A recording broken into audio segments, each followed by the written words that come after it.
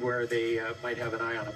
Yeah, it's one of those things where you get into downtown Los Angeles and, the buildings make it a little bit difficult to navigate those surface streets.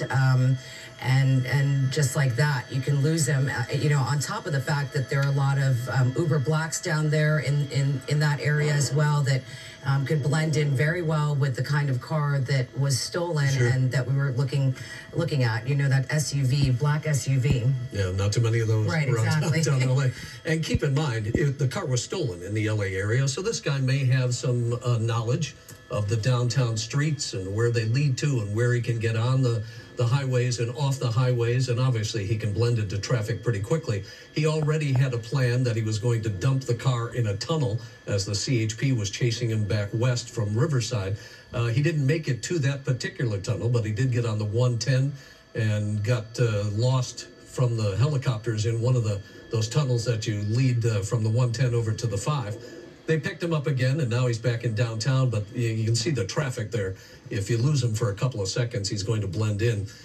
But we continue to watch, and the CHP is still out there. They've got a couple of air shifts that are looking for the guy. It's noticeable on this dark SUV that he's got no taillights. So that may be a little bit of a help if they're trying to reacquire the target. But right now, as you can see, everybody's just kind of searching, and there's one of the helicopters that's involved in all of that. Certainly a bit of a cat and mouse chase that's been going on here. When we were on the 110, we saw, when we were covering this from the 110 and Sky 5 over the 110 and this SUV that was stolen, we saw him make a very quick move from the 110 and over several lanes to the exit lane to 6th Street in Wilshire.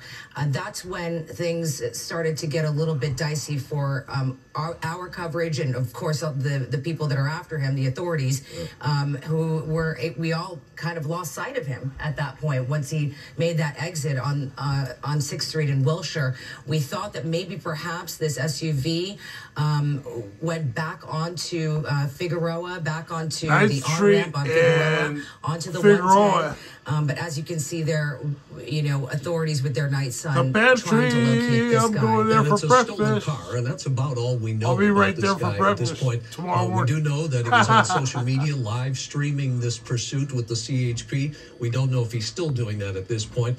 We don't know if he's wanted for any other crimes. There may be more than one person in the vehicle as well, but we don't know the basic things about why he's in this particular area right now, even though that this is where the car was, but they found the car in Riverside. We don't know if he's armed. We don't know if he's intoxicated. There's a lot of unknowns at this point, and in particular on where he is at this particular moment.